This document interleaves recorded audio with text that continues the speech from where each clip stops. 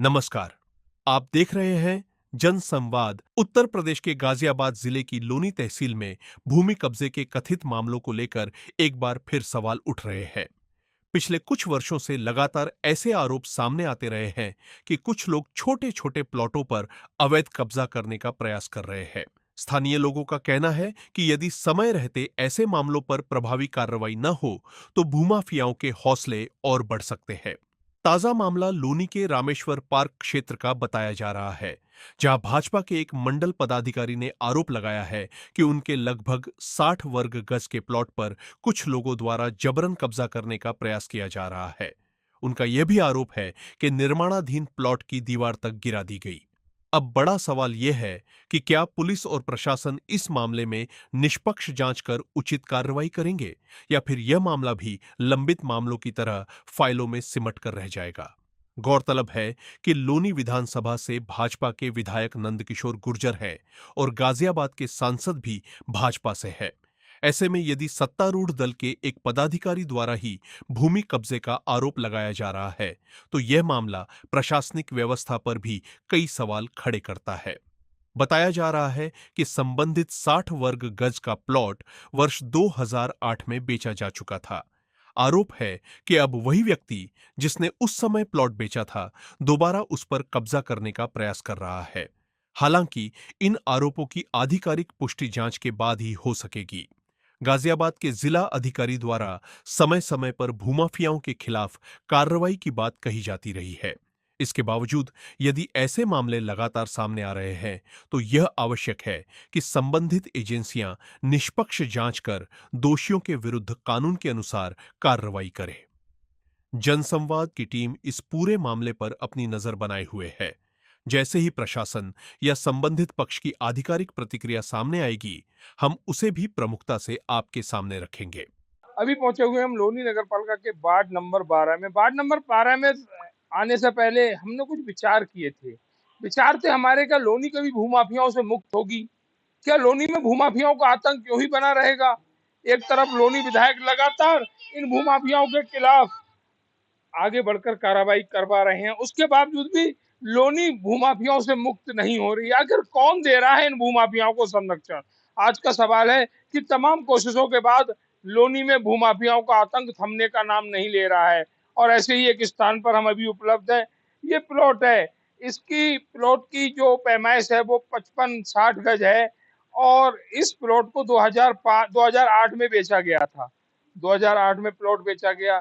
जो लोग खरीदने वाले मध्यम वर्गीय परिवार हैं, वे उन्होंने विचार किया कि बच्चों के लिए एक छत हो जाएगी, हमारा भी जीवन सुधर जाएगा। लेकिन 2026 में जिन्होंने प्लॉट बेचा उन्हें याद आती है कि हमने तो ये प्लॉट बेच दिया, अब हम इस पर कब्जा कैसे करें? कब्जा करने की बजाय लोनी में लगातार प्रॉपर्टी के पैसे बढ़ रहे हैं। प्रॉपर्टी के बढ़ते पैसों को देखकर वह दबंग लोग जो भूमाफियाओं की श्रेणी में आते हैं, प्लॉटों पर, अपने ही बेचे हुए प्लॉटों पर कब्जा करना चाहते हैं। ऐसा ही एक प्लॉट पर कब्जा करने की कोशिश की जा रही है। हालांकि पुलिस प्रशासन ने इसे संज्ञान में ले लिया है। उम्मीद है न्याय न्यायप्रिय कार्यवाही के तहत इस प्लॉट को कब्जा मुक्त कराया जाएगा। कब्जा भी उन्हीं लोगों का जिन्होंने खरीदा, लेकिन उन पर दबाव बनाया जा रहा है और इसका साक्ष्य मौजूद है कि प्लॉट का निर्माण हो रहा था, वह दबंग लोग, भूमाफिया किस्म के लोग इस निर्माण को तोड़ गए, नेस्तनाबूद कर गए। इस पर क्या कहना है प्लॉट के मालिक का? जो संपत्ति के मालिक है उनका क्या कहना है, तो चलिए उनसे जानकारी लेते हैं। सर, आपका नाम? मेरा नाम रविंद्र पंवार है। पवार जी कहाँ रहते हैं? मैं पूजा कॉलोनी में रहता हूँ जी साहब। और मेरे ये सुधीर भाई हैं, ये रामेश्वर पार्क में रहते हैं। इन्होंने जो है 2022 में ये प्लॉट मुझे दिलवाया था और जो कि मैंने 2022 में 11 लाख रुपए ये प्लॉट लिया था। तो उस टाइम ये था कि बीच का माध्यम था कि मैंने नोटरी करवाई थी, क्योंकि मेरे पास पैसे नहीं थे तो नोटरी हो गई थी क्योंकि विश्वास था। उसके बाद जब मैंने इसमें काम, भैया ने कहा कि भैया ही देख रेख करते थे, कई बार आना जाना होता तो भैया ही देखते थे।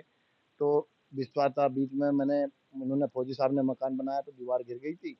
फिर मैंने इसमें मट्टी डलवाई तो बीच में काम करवाया तो मेरा बेचने का विचार आया। तो बेचने का विचार आया तो मैंने खुद ना आके, वो जो जिस पार्टी से मैंने लिया था उसको ही बुलवा के 13,75,000 में इनसे मेरा सौदा हो गया था फौजी जी से। में 1 लाख रुपए इन्होंने बयाना भी दिया था। उसके बाद इन्होंने भी कोई संपत्ति लेता है तो देखता है कि भाई गलत तो नहीं है, तो इन्होंने किसी को 1-2 को काम करवाना चाहा या जो भी करा, तो ये मैसेज आता है मेरे पास कि भाई कोई इस प्लॉट पे आ रहा है और कोई आ रहा है, इसे तुम देख लो।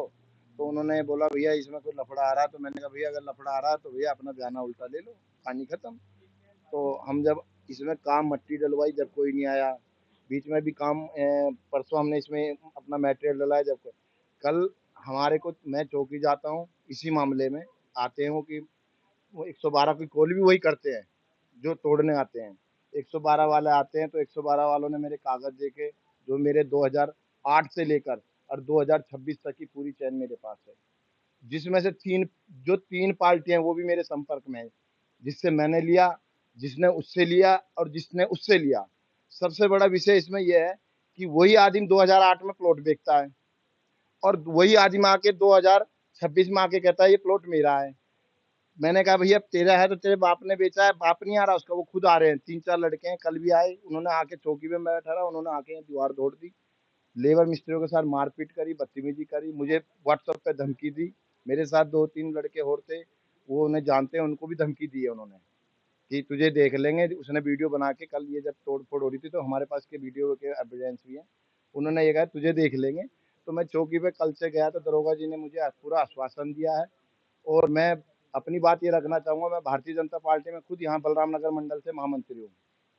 जब मेरे साथ ये घटना घट सकती है तो इस कॉलोनी में कितने ऐसे लोग होंगे जिनका कोई मतलब कहीं जा ही नहीं सकता। कौन लोग हैं जिन लोगों ने? एक नवीन जहां है, नवीन जहां नहीं आया, उसका लड़का रवि है, एक रवि अमन है और एक और दीपक नाम से मावी नाम से लड़का है, और ये 5-6 का इनका चयन है।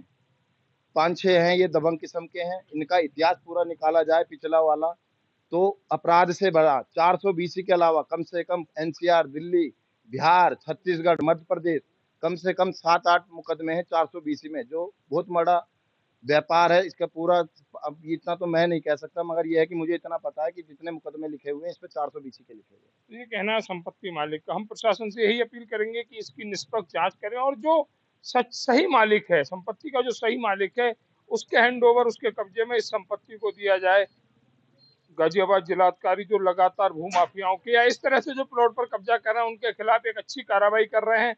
उम्मीद की जाती है कि इस प्रकरण में भी जो सही पक्ष है उसको न्याय मिलेगा और जो गलत पक्ष है उसको जेल मिलेगी। और भी कहना चाह रहे हैं इस संपत्ति प्रकरण को लेकर? अभी कल मैंने जिलाध्यक्ष जी को, अपने माननीय चैनपाल जी को भी बताया, उन्होंने भी इस पे संज्ञान लेने के लिए बोला है आज।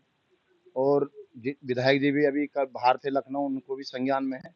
विधायक जी ने यही आश्वासन दिया है कि कार्रवाई होगी। मैंने कहा कार्रवाई नहीं होगी विधायक जी, इसमें बिल्कुल इनके खिलाफ मुकदमे कायम होने चाहिए, भूमाफिया के खिलाफ, जो कोई आगे ऐसा पनप ना पाए, क्योंकि लोनी बहुत बदनाम हो गई है।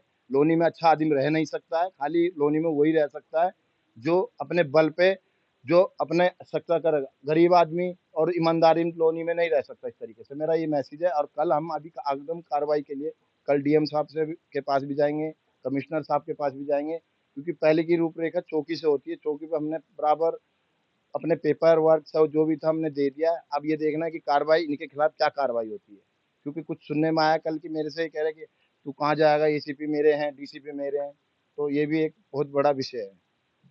चलिए, हम फिर भी प्रशासन से यही कहेंगे कि निष्पक्ष जांच करें और जो सही हकदार है संपत्ति का उसको ये संपत्ति सौंपी जाए और जो गुनाहगार हैं, जो आरोपी हैं, उनके खिलाफ सख्त से सख्त कार्रवाई की जाए।